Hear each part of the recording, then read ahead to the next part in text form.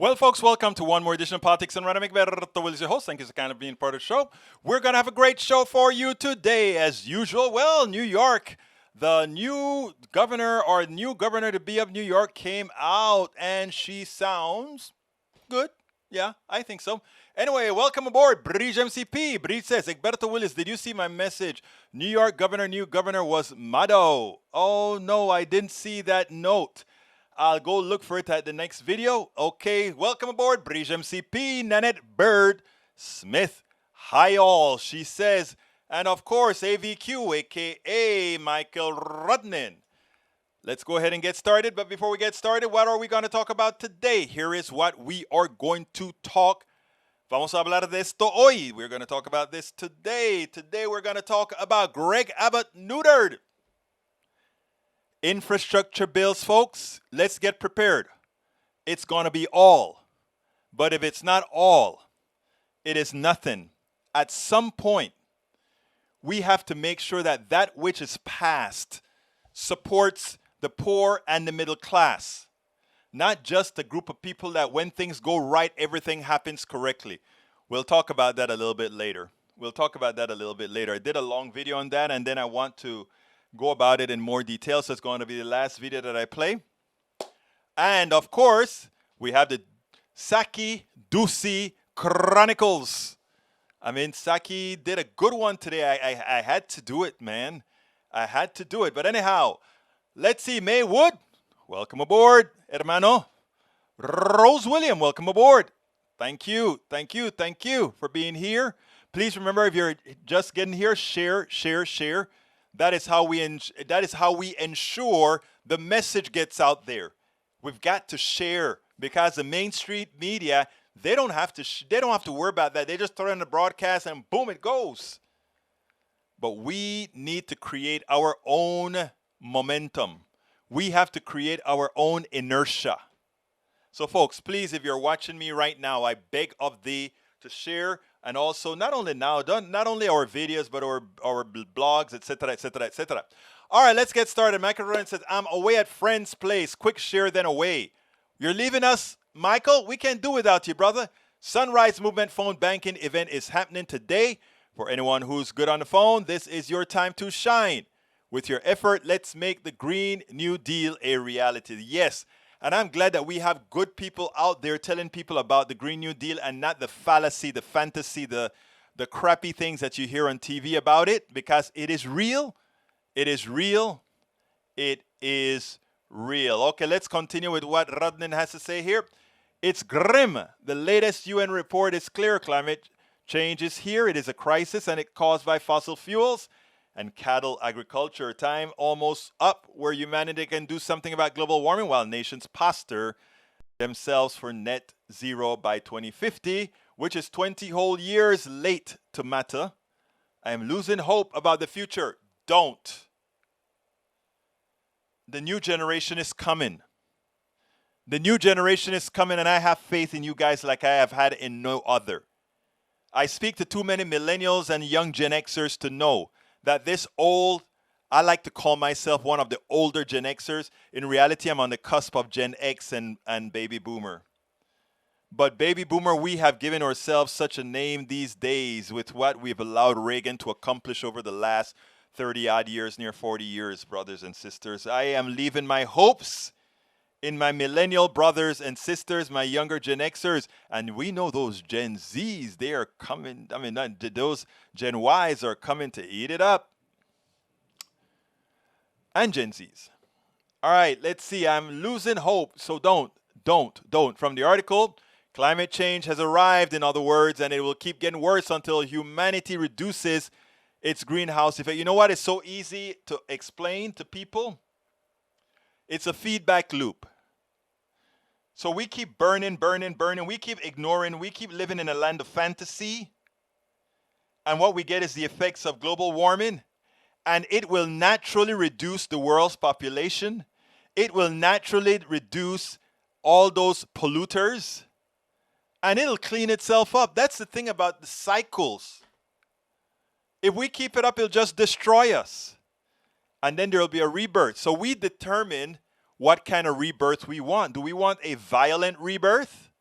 where nature just comes and wipe things out and then leave a small amount of people to do what needs to be done? Or do we want a methodical decrease that helps things? Michael Rudden in Turkey fires. It took only a few minutes. Raging forest fire in southern Turkey have caused huge devastation, with many people losing their homes and possessions, and some their lives. One of my local friends just came back from vacation. He was staying nearby where the fires were burning. I swear it feels like half the world is burning. It's the north now, brothers and sisters. But yeah. Rand Paul suspended from 1 week for 1 week on YouTube over COVID-19 mask claims. The First Amendment is about protecting the people from Congress and government in general. It's not about protecting congressmen from the consequences of their actions. What's an American libertarian who doesn't understand the Constitution worse than a hypocrite?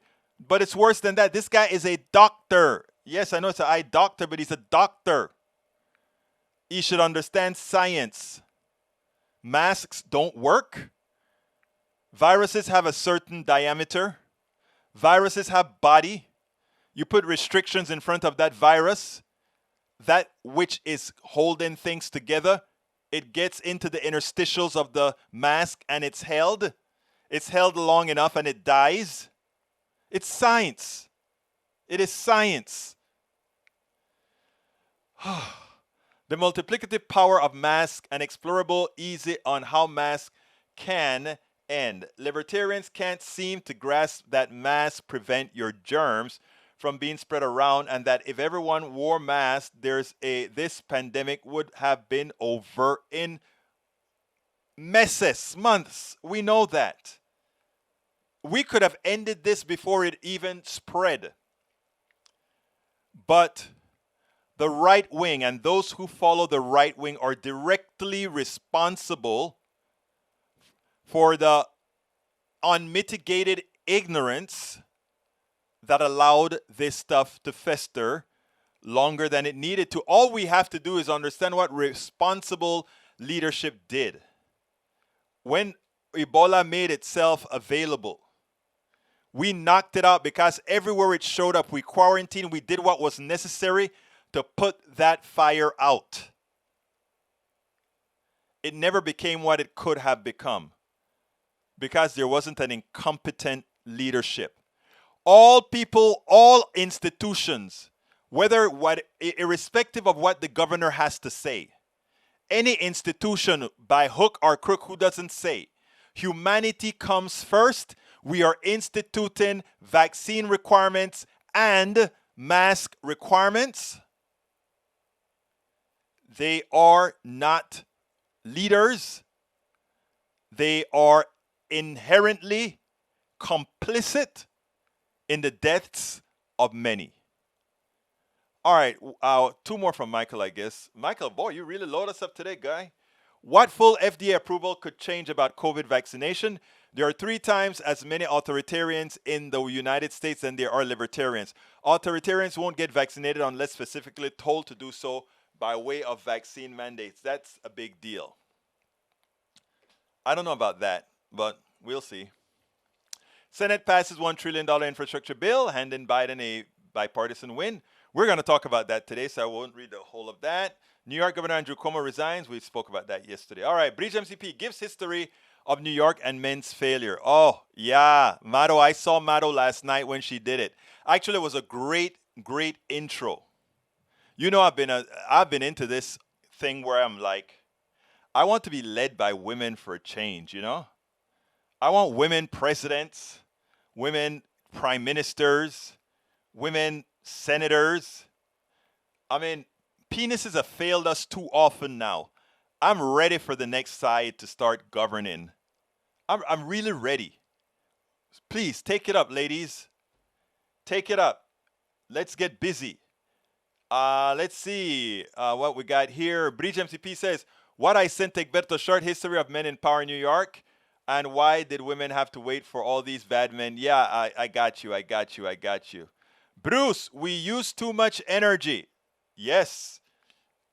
We don't have to use near the energy. I've been reducing my footprint for a long time. All our lights in this house are LEDs. We don't have any incandescent lights. Last time we changed out our air conditioner, we went ahead and got a better SEER rating. And whenever I can afford it, which is not anytime soon, I don't think, I'll get me an electric car. But in the interim, my car is fairly efficient. New video at Senator White House is a strong message to insurance industry. It's time to wake up and show up. Stop underwriting fossil fuels expansion and phase out insurance for existing fossil fuels. From E2247. Bruce Pollard says sudden change is the only way. Agreed, brother, agreed. Rose William, he's an eye doctor who certified himself.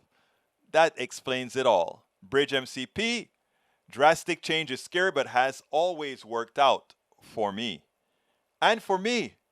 So we are kin spirits, my beautiful Bridge MCP. Trans Mountain Pipeline, Edmonton to Vancouver, must get insurance by August 31st. Without insurance, this disaster for sand pipe can't go ahead. And who would be foolish enough to insure it? So I guess it's going to stop. Okay, para ver quién más está aquí. Pandemic would not, this is from Rose Williams. Pandemic would be not only over, but variants wouldn't have occurred exactly if we had all those masks on.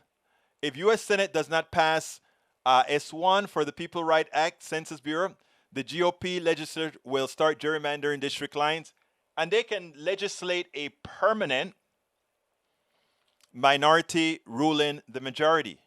A lot of people don't get it. Julie Van Astel, welcome aboard. Happy Hump Day. Thank you so kindly, my dear. Sorry I'm late. Hey, you're here. I'm just honored to have you all here. Somebody wants it darker. Bruce Pollard. Bridge MCP says Julie Van Astel, clean dog on Hump Day. All right, continue. Let's continue. Oh, wow, you guys have a lot of messages still. Julie Van Astel, let's see what else we got here. Egberto, haha, great quote. Penises fail us too many times. I mean that. I mean that. I want women in charge. I think we will start seeing differences. Women wouldn't look and say we can't afford health care because they understand what it's like to be up with their kids in the aggregate. Women won't say, how can we afford a war and cannot afford that we have to create a war on healthcare, a war on drugs, a war, and I don't mean the kind of war men fight on drugs. I mean a war of compassion, right? Welcome aboard, Anthony Ike Eichberger. Why is nobody talking about sustainable agriculture and moving more food production indoors? We are now. You just started it. You may be new here, Anthony. This is your show, Anthony. And if you want to talk about something, Anthony, you bring it up and we talk about it.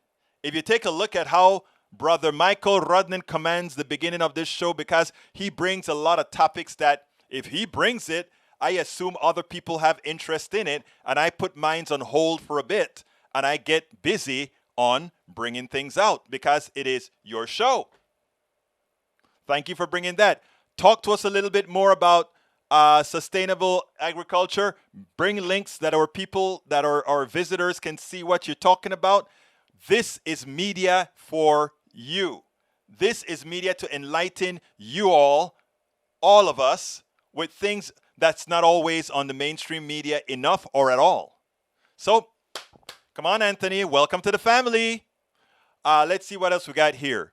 Rose, I agree with you about overconsumption of meat, but we need to move fruit and vegetable production indoor to keep our food supply alive when Mother Nature punishes. All right, bring us some links and some talk, Anthony. Love what you're bringing so far.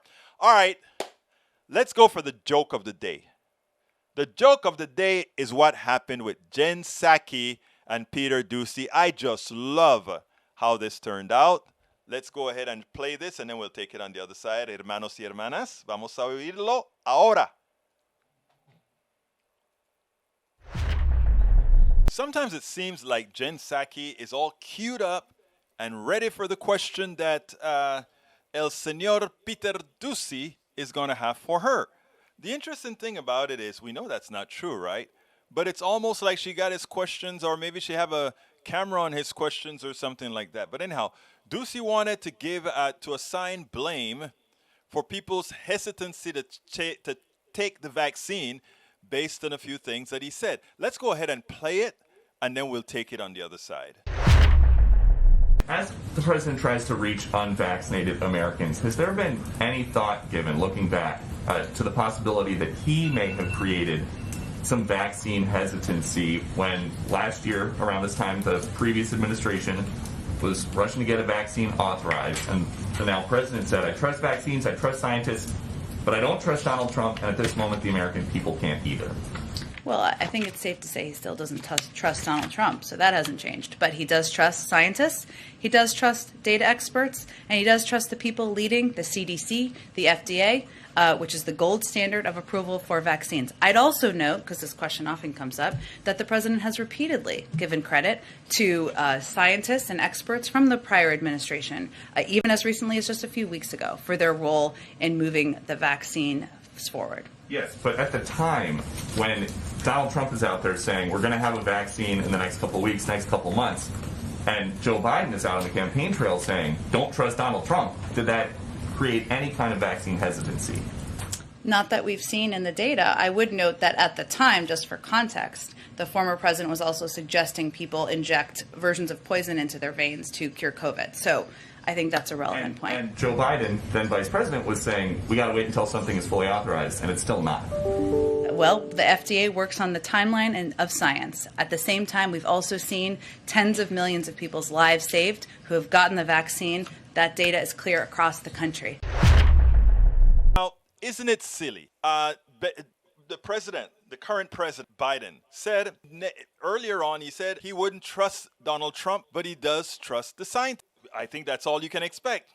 And somehow that is supposed to mean people don't take the vaccine because it was developed under Donald Trump, even though that's absolutely not what Biden said. It's amazing how infantile Peter Doocy is not to realize where the other question is going. When she comes back and she says, the president, there are things that don't change or hasn't changed. The president still doesn't trust Donald Trump. And then he comes back and he says, but yes, don't you think the president is still responsible for not telling people that the vaccine was absolutely safe, et cetera, et cetera? Left the door wide open for what she did. Well, please remember, why would you want to trust somebody who was suggesting that one would inject bleach and other things into one's body? I mean, that was like a knockout punch. Not only a knockout punch for us having a little fun with, but just to show how silly the right is. And instead of working on trying to have their people take the vaccines, instead of working to really, they're the ones that those people believe in. The right-wing radio, right-wing TV, those people that are denying the vaccine mostly watch them. They listen to the things that they put out. They listen to the misinformation, to the lies, to the conspiracy theories. That is where you should be putting your energy, not to ask do you think these guys are hesitant because of Biden? Are you trying to say that your people are that shallow? I don't think so. Try talking to them directly and stop asking silly questions to Jen Psaki. Exactly right. Stop asking silly questions to Jen Psaki. All right, before I go to the next subject, let me see what we got here. Let's see. We got Rose Williams is welcoming Anthony to the fold. Let's see. What else we got here? We chat sometimes, link to our story and share and learn. Exactly. That's what we do, Anthony. So thank you for showing up. Here is an op-ed piece authored on progressive food production that could be included in the next farm bill. You know, that teased me. You teased me. The 2023 farm bill, a hidden panacea. Folks, this is Anthony just contributed this, and since Anthony is new, he gets his contribution onto the screen right away. Please check out that article that he's talking about. The article is called The 2023 Farm Bill, a Hidden Panacea. Every demographic can prosper from elevating the upcoming renewal of American agriculture funds.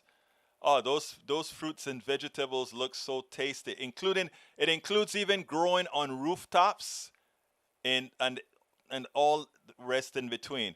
Oh, that's an article I'm going to want to read. It looks like an article well worth the read. Thank you for the submission, Anthony. Okay, let's see. Bridge, let's see. It's like a Punch and Judy show. Let's see. John Smith, so she is lying.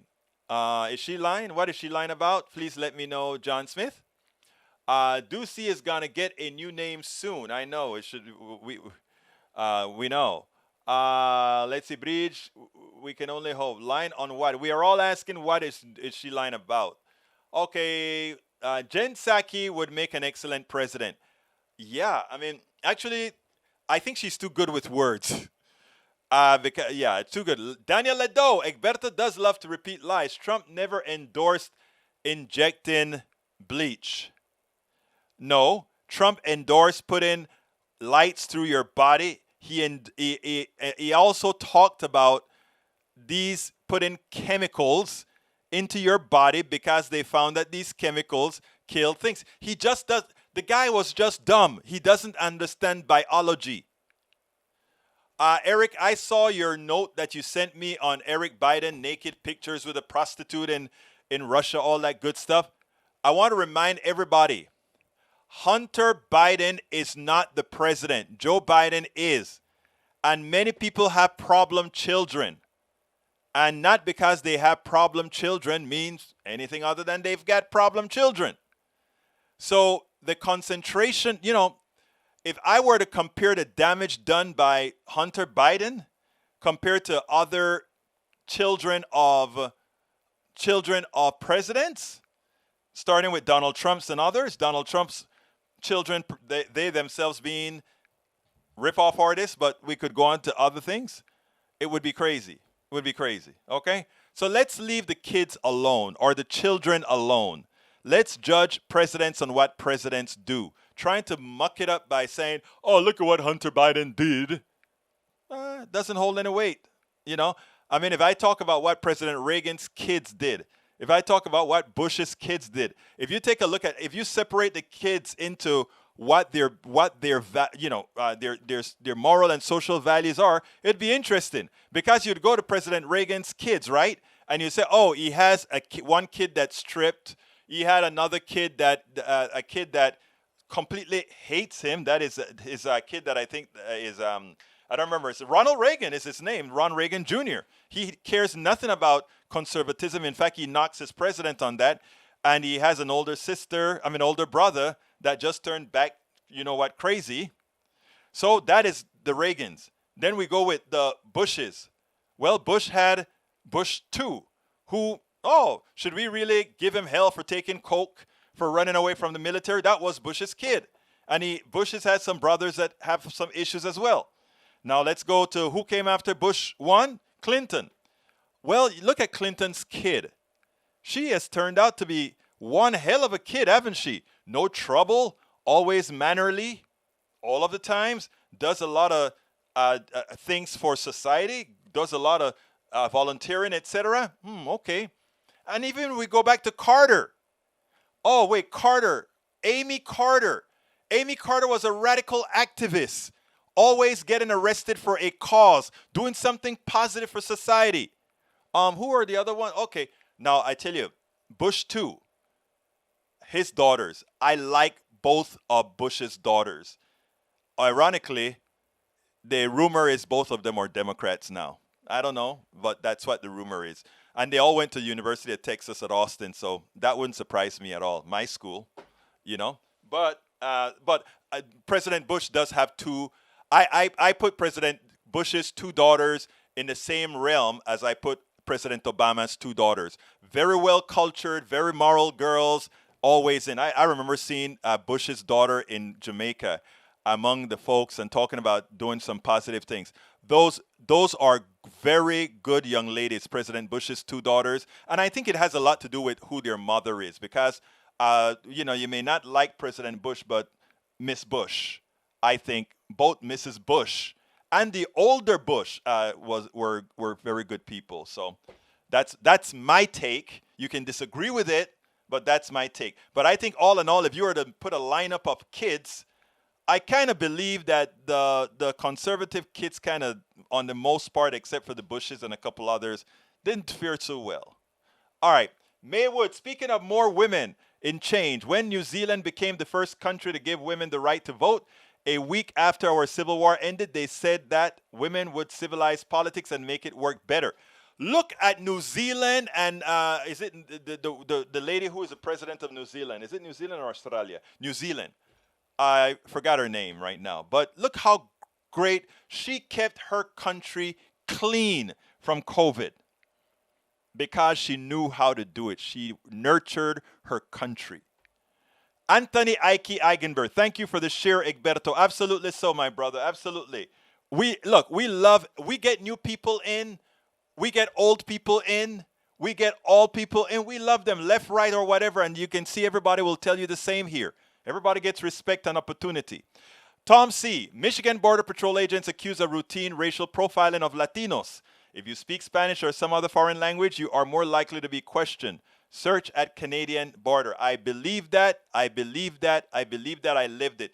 There's somebody who I wrote on a board about, cops, and it's a person who watches the show, who reads my blog, and he actually likes us here, and he really let me have it because he thought some of the things that I had to say about the police just were wrong.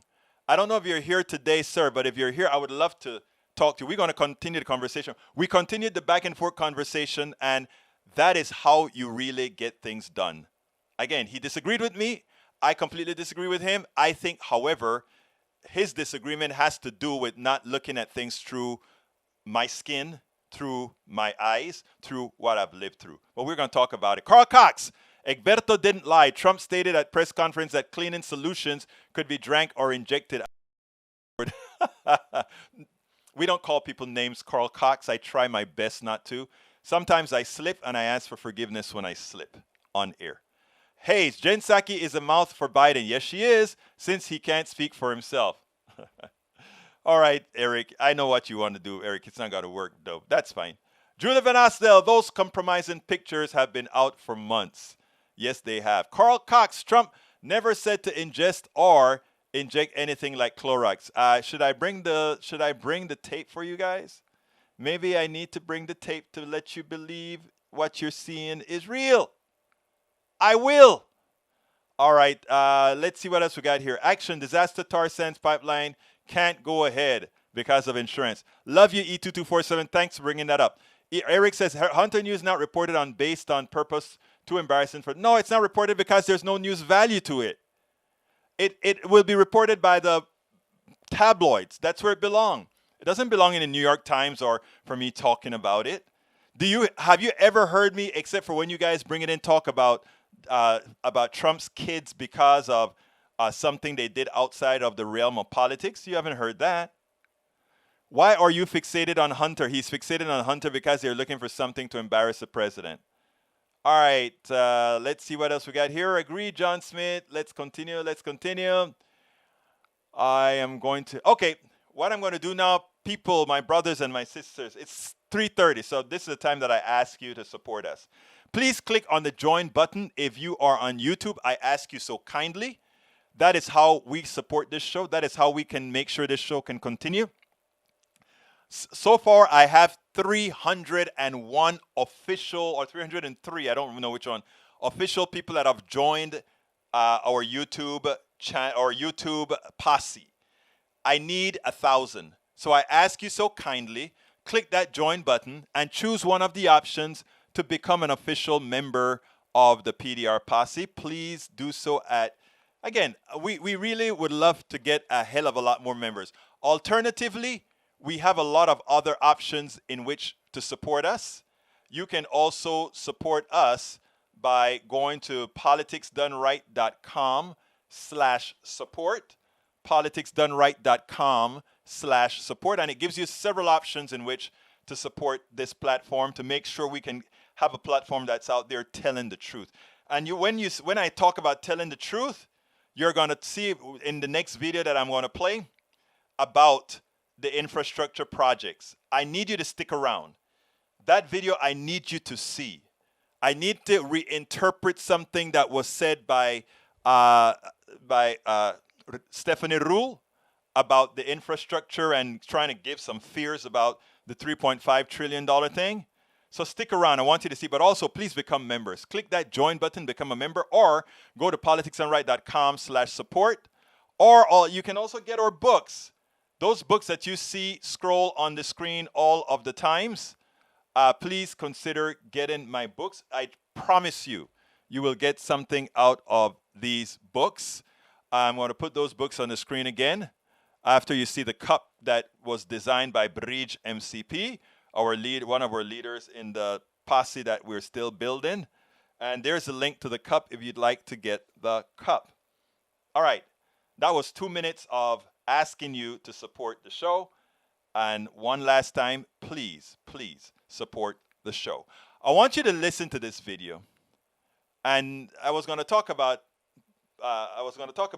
the governor, but let's talk about this first. And then if we have time, we talk about the governor. Let's get busy. Go. If there's any doubt whatsoever why it is imperative that going forward, Democrats in the House do not pass a bipartisan bill until the human infrastructure bill, the $3.5 trillion bill, is passed, this particular interview gives a perfect example as how weak Democrats have a tendency to acquiesce to the fallacy, acquiesce to the false notions of an economy working for just a few. Or, in effect, they support an economy that will just work for a few. I want you to listen to this, and then we'll take it on the other side. Consumer prices soared 5.4% in July compared to this time last year. That's the same number we saw in June, which was the highest jump since the Great Recession. This comes after the Senate passed the bipartisan infrastructure deal, with 19 Republicans joining all Democrats. And overnight, Senate Democrats passed their budget resolution without any Republicans, moving quickly to get another $3.5 trillion in new spending passed in their second proposal, which could risk overheating the economy. Jason, what is your reaction to the new inflation numbers? And we're aware they're coming from when things were way down because of the pandemic. But let's be honest, prices are way up and people certainly feel it. Yeah, look, last week we were talking about how jobs were way up. Today we're talking about how prices are way up. To some degree, those are related. The United States had a huge policy response to COVID. That policy response is creating jobs at a really rapid clip. It's also contributing to this inflation. Yeah, some of this is supply side, some of this is base effects, but we're seeing a lot more inflation in the United States than in Europe. That's because we did a lot more in response. Congressman, the White House argues that inflation is just short term. But with the midterms just over a year away, those short-term effects could be devastating at the polls. How do you convince voters that Democrats have been good for their wallets? When you go to kitchen tables, all people are talking about are prices. Well, first, to Jason's point, which I think was spot on, is people are back to work. And if you look at since we were during the height of the pandemic and where we are now, the good news is people are in jobs again. And I think we took smart bipartisan action, 5 bipartisan packages on COVID relief over the last 18 months, and it's working.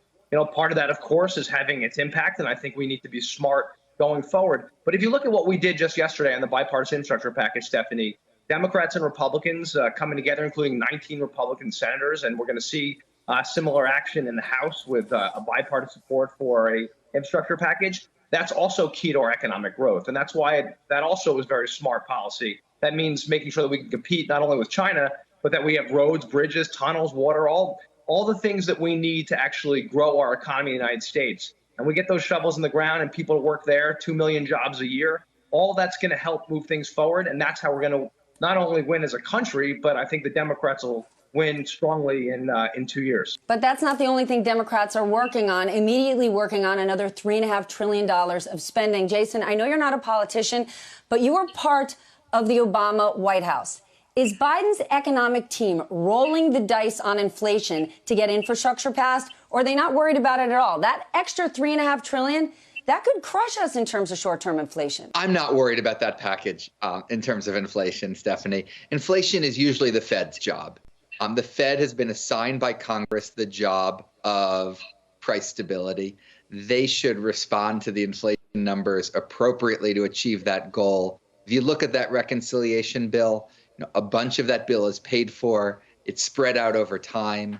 Some of it will increase the productive capacity of the economy, for example, enabling more parents to work. So I think you should look at it and ask yourself, as a country, do we need preschool? Do we need paid leave?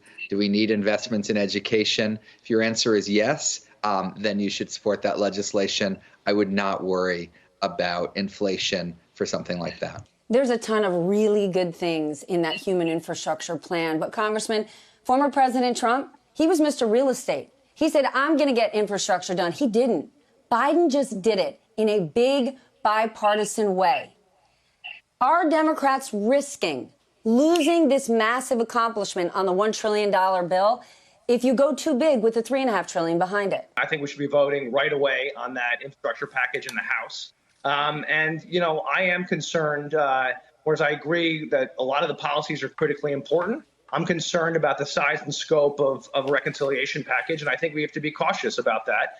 And there's a way to do this in the right way, in a targeted way. I'm concerned to make sure that taxes don't go up and that we handle this appropriately. And I think there's a way to do that, but it's going to take us working together to make that happen. And you're right, Stephanie, let's take a big victory lap, not just Democrats, but Democrats and Republicans for what got done yesterday in the Senate and what I'm hoping will get done very quickly in the House. Well, what does cautious mean? Because your caucus wants the standalone vote on the bipartisan bill. But when it comes to the $3.5 trillion, we always point to Joe Manchin, saying he's the guy, he doesn't want the other bill, he doesn't like that big price tag. And people often assume that Speaker Pelosi has got all Democrats in the House on board for the $3.5 trillion. Are you? Would you vote for it today? Well, we have a 3-seat majority in the House, and I've been talking to a lot of my colleagues, and I think, one, we need to see actually what's in it, the specifics, right? It's hard to say without seeing the details of what you're for or against. On a macro perspective, there's lots of policies that Jason pointed to that I think are right in helping people. But I'm also concerned that number is very aggressive. I'm concerned to make sure that if we do anything on the tax code, that SALT comes back to help Jersey and make things more affordable here in the Northeast. And overall, the tax picture concerns me, and I want to look at that. But, we're a long way away, Stephanie, and I think the key here is to be very smart and judicious how we do this. And this is not something we should jam through. And I've made my opinion with several of my colleagues pretty clear about that. The best thing we can do right now is vote on that bipartisan infrastructure package that came out of the Senate, bring it to the House. The Problem Solvers Caucus worked very closely with our bipartisan Senate colleagues to help get that done. And, 20% of the GDP in the country runs through the Northeast. It's key that we actually have a tunnel that's not crumbling. It's key that we have roads and rails that work. That's how we're going to stay competitive with China and globally, and obviously how we're going to grow our economy at home. So let's take that big win for the country. And obviously we can take other steps too, but let's look at those separately. The naivete of this congressman is astounding. First of all, saying that because you've gotten 19 senators for a bipartisan bill makes it bipartisan is a joke. Based on the polls out there, we know that the Republicans in the Senate do not represent the will of their people when it comes to economic issues, and so is the case in the House as well. So trying to fight for a bipartisan deal at all cost really are not supporting most Americans. It's a fallacy that bipartisanship means what's best for America or what America say they want. Now, there are 5 points that I want to put out there. Numero uno. The inflation number looks high because it is being compared with deflated prices 1 year ago. It's great that Stephanie Ruhle pointed that out right up front. It's important. But Americans won't notice that if you have liars on TV not telling what Stephanie Ruhle just said, which is in fact that if you're moving from a lower base the inflation number looks high. There is some inflation, but it's not really 5.5 or 5.4% based on where the prices were pre-pandemic. Now, there was a point that should have been picked up. Europe did less. Europe doesn't have as much inflation as the United States because they did less. And you know why Europe did less? Because Europe has a built-in, most of the countries in Europe, or just about all of them, have a built-in safety net. They have all some form of Medicare for all. They all have some sort of payment to employees not to work. So, I mean, they're not, they don't have the huge disparity among the kind of disparity that we have, even though they do have it as well. But at least the middle class and the poor are, for all practical purposes, able to maintain their dignity right now. If you look at Kingwood, where I'm at right now, there's somebody stuck in a hospital, or rather in an emergency room, because no hospital will take him because the insurance doesn't compute. Hospitals are full. And then, of course, this person likely went ahead and decided not to take the vaccine because you know who they are.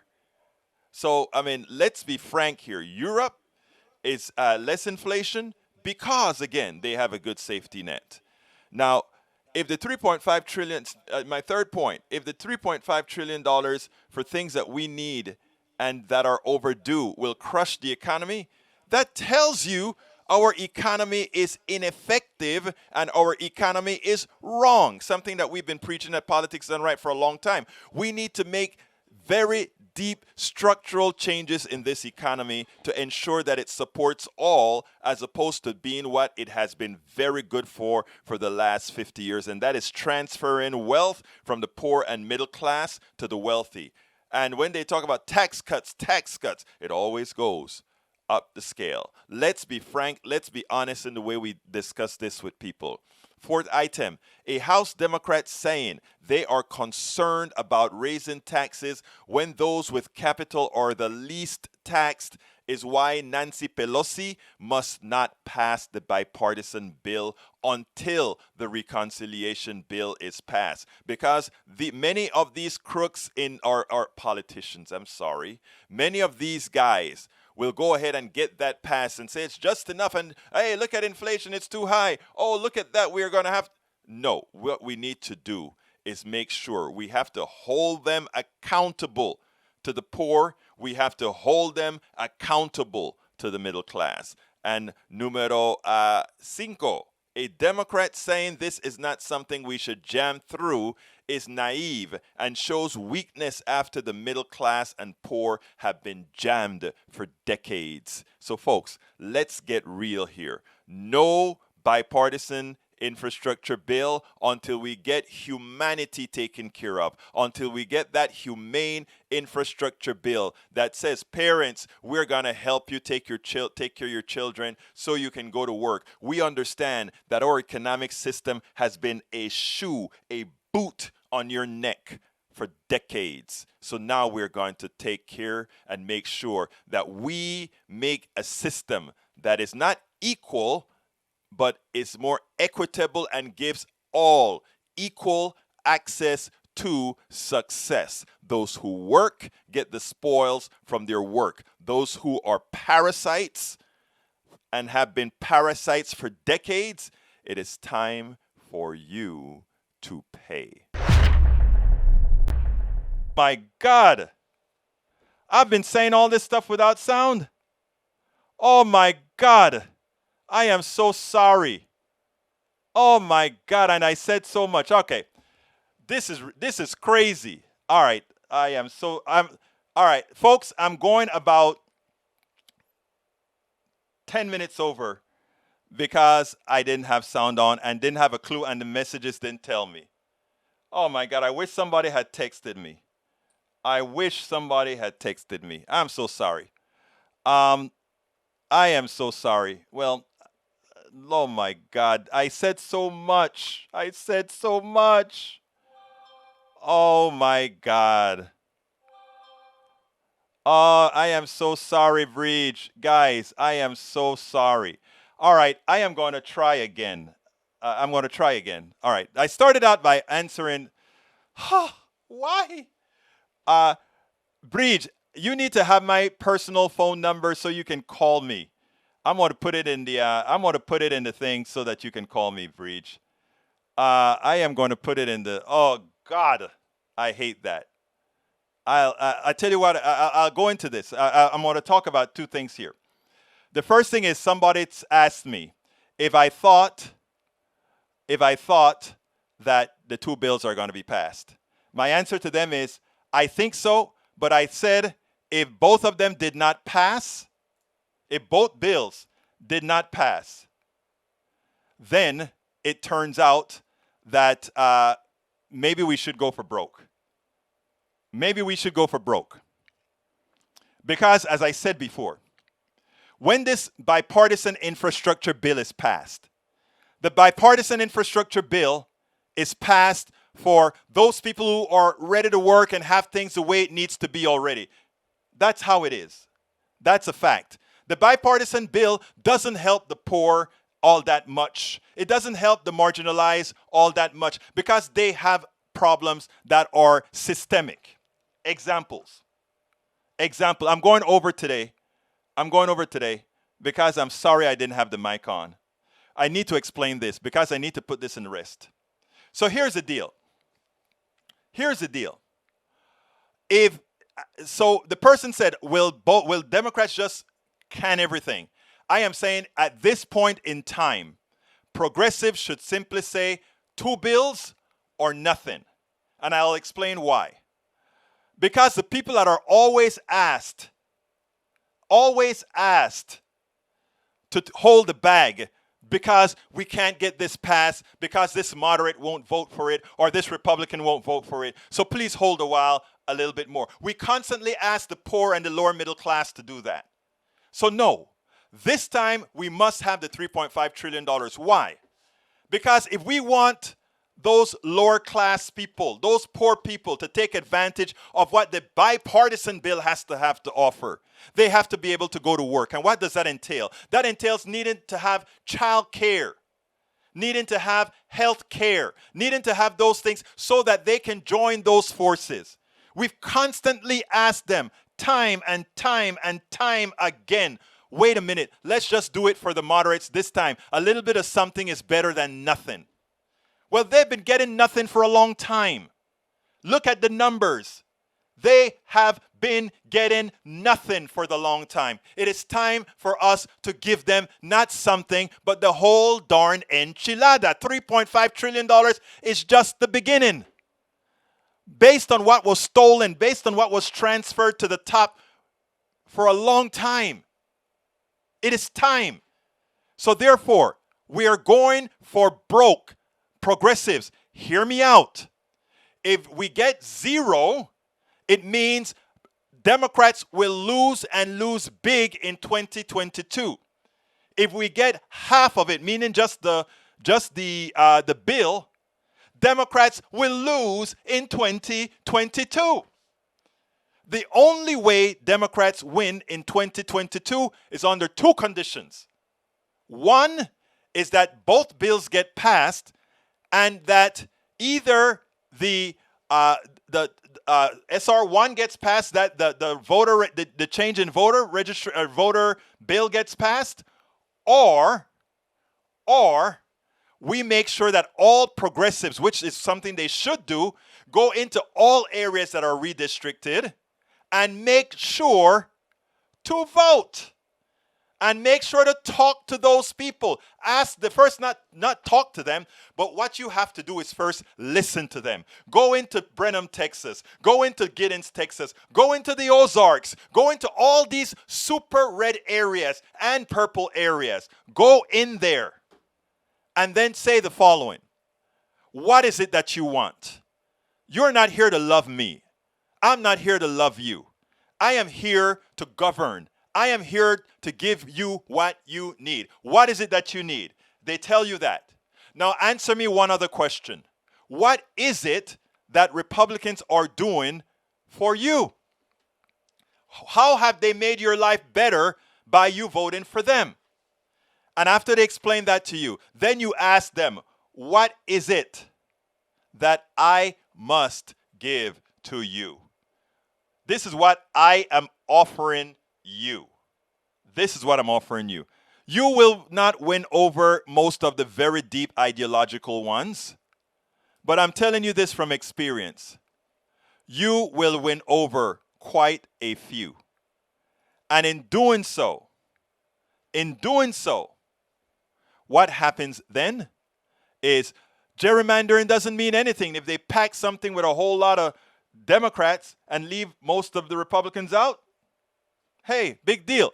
Because we are fighting for everybody.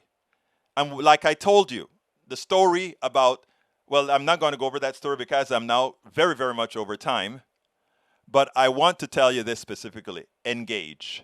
Engage and engage. Look, for those of you who were able to stick around, thank you so kindly. I'm going to clip this video and tie it up together so that the version that we replace on the internet will be in full and complete context. I very much apologize for having our for talking to the screen with no volume for a very long time.